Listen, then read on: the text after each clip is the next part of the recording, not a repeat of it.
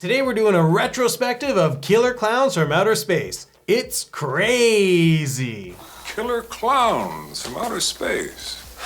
Holy shit. Killer Klowns is becoming super popular right now. It's a major attraction at Halloween Horror Nights. Spirit Halloween has started putting out all this exclusive merchandise. And there's even a new video game that shocked the world. Or it shocked a lot of people. We've both seen this a few times, so we're gonna be talking spoilers, and we're just gonna talk about our likes or dislikes and the rest. So what do we like? The clowns are easily the best part. There's so many things in this film that the clowns do that is beyond entertaining. I think the variants of the clowns are key. I really like Shorty, little green-haired fella, running around, boxing people, knocking heads off, just doing all types of hilarious things. These clowns just in general are cool. The masks look awesome. And this movie kind of speeds into things because we see the clowns very early on. They come to Earth kind of like a meteor crashing into the Earth, but it's a big top. Wow, check that out. They've got a whole circus going on and they are running amok in the city, turning people into cotton candy and then drinking them. That's all we know. Yeah, none of them really take a bite, but I think that's a mask restriction. It's easier for them to suck through a straw than like see the mouth open up. All we got were them just This movie just jumps right in. Like it actually, like maybe 3 minutes in, they land. Everyone is like shocked at makeout point. The farmer's the first to go. Well, I guess the dog's the first to go. What in the hornswoggle? Mommy Hornswoggle. He was so excited to have his hot dog vendor. They're gonna have hot dogs. Everybody likes a good glizzy. When you go into a movie called Killer Klowns from Outer Space, what do you expect? You expect wacky clowns doing wacky shit. And that's what they do throughout the whole movie. It's clowns playing pranks of some sort, just acting like shitheads. We've got Buddy just standing there pretending like he's a little mannequin outside the store. He goes in, starts flipping shit all over the place. We also get like in the police station, the one clown is like, okay, arrest me. And then his hands just like pop off and he's like, gotcha. But he had some like good clown moves. He had the flowers that squirted the water. He had the thing that you blow that comes out that like grabbed Mooney and slammed him into the cell. But the biggest part of that was when he turned Mooney into a puppet and was like, oh, we're just here to kill you. That was great. Mooney was a great character. He was just such an asshole, just yelling all the time. He was like, Dave. Well, you better go now, Dave. Before the clowns take over, huh? I think the acting in general was so funny because it was intentional, and I think that's important to state. I can only tell you what I think I saw. Oh, so now you just think you saw. No, I know what I saw. I just can't prove it. My proof is gone. Every single person seems like they don't know what the hell they're doing, including our main characters. The shooting star! What are you talking about? The shooting star we went to go look for. We are in it! Because it sounds like they're almost cartoon characters. Like Mike, everything he said was just so over the top. Killer Klowns, and they shot popcorn at us. We barely got away. There were clowns out there. Ugh. He sounds like he's an anime character, but he's not. Will you just calm down? There's got to be a logical explanation for this. The brothers with the ice cream truck, the three of them were the most animated in this entire film. Excluding the clown. What do you want us to do? We have ice cream to sell tonight. Paul, this is more important than selling ice cream. Dave was Dave. He was just jealous that Mike was with Debbie. Despite the fact that Debbie moved on. You are not my boyfriend anymore, all right? It doesn't change the way I feel about you, though, Debbie. Dave, please. So like Mike's not a bad guy by any means. He's trying to be a good guy, and then sure enough, Debbie brings in her ex into this relationship. Then they have a really weird hug at the end that made Dave seem like he got the girl. Yeah, it was a weird ending.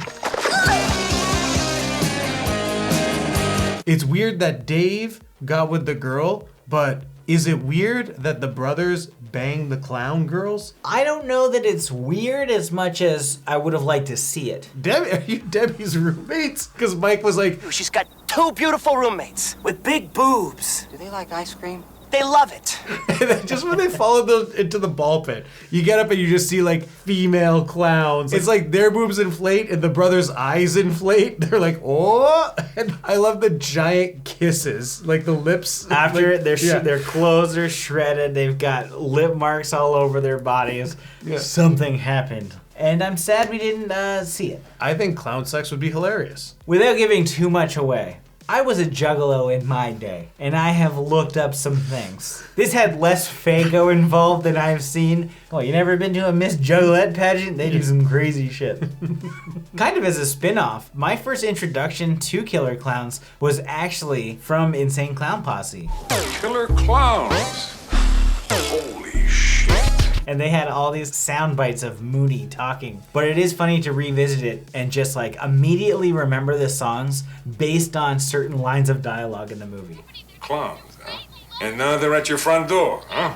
This is not something that most people would give a shit about, but I felt like I'd say it. The music was awesome. Right out the gate, you have like these cheesy titles across space, but you also have a theme song that talks about killer clowns. And we talked about this in the commentary. Again, check that out. Link is in the description. But having a theme song that actually says the name of the movie that you're watching and is directly made for the film is so cool. I mean, obviously, original scores exist, but not often do you have singers saying the title of the movie. And that's what I want. Just the score in general was great. Like, it was remixed circus music. That's Yeah. what's cool about it. What's your favorite gag? Mine's Shadow Puppet, Tyrannosaurus. We got some people hanging out at the bus stop, and Clown shows up like, hey, check this shit out.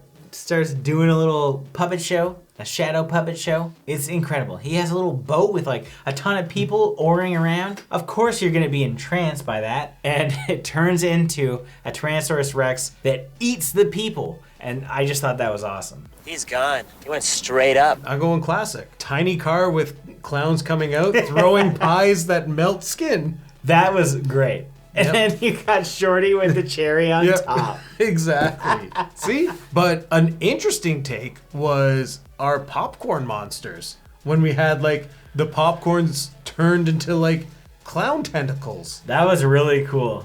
You love the practical effects in this movie. I accidentally mentioned a puppet show, and there was actually a puppet show. And then you have the clown kind of break out of this puppet show and blast this dude. Like, that's so cool. I also liked our showdown at the end with our Tokar / Razor killer clown. Like the big... The Clownzilla. The Clownzilla. He was a cool looking clown ready to fight. Yeah, and he like bodied that ice cream truck. He just picked it up and bashed the shit out of it. And then our hero Dave saves the day.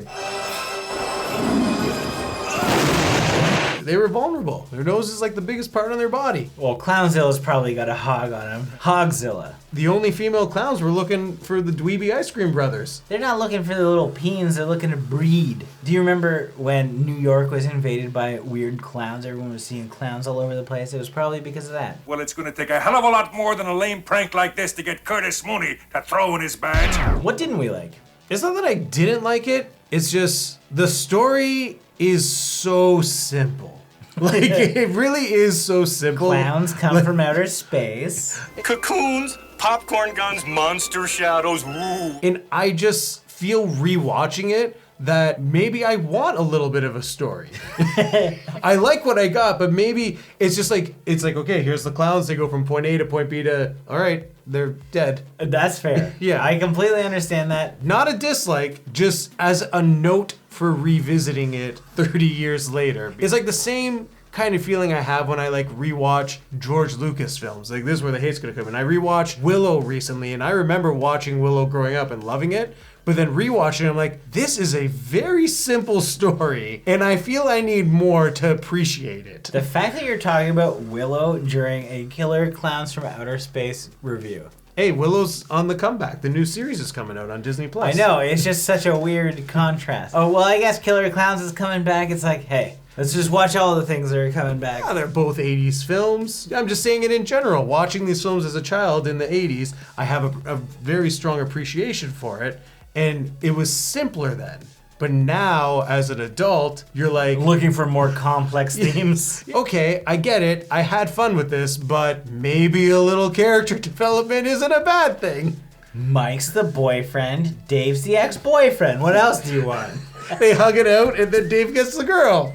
Debbie, what are you doing? You tell us what. Debbie, come on. We need the sequel. Who'd you end up with? That's a sequel I'd be interested in.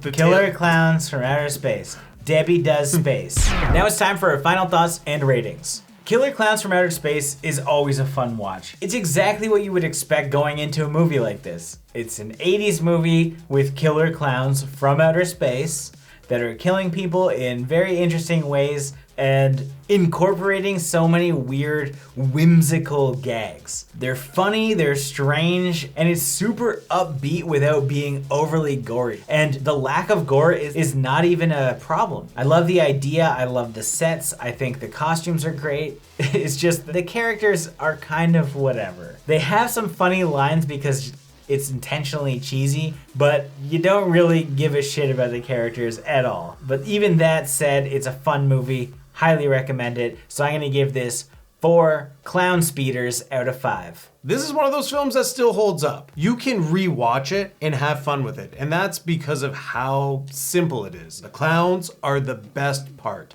They look awesome, they act hilarious, and how they capture the humans in their cotton candy cocoons is fun. There's a fine line of kid-friendly horrors, and this is just on that line. Like, if a kid watched this movie, they would have a good time, but it's not too graphic. But it is graphic enough for an adult to watch it and appreciate it. So with that being said, I can give this film 4 killer clowns, more like creepy clowns, out of 5. As always, thank you for watching. Like this video and comment below with your thoughts on the film if you've seen it. If you haven't and you do want to check it out, watch it with our commentary. It's on Patreon right now. Link is in the description and the pinned comment. Check them out. And if you want to hear us talk about more old school 80s and 90s stuff, make sure you subscribe. That was incredible!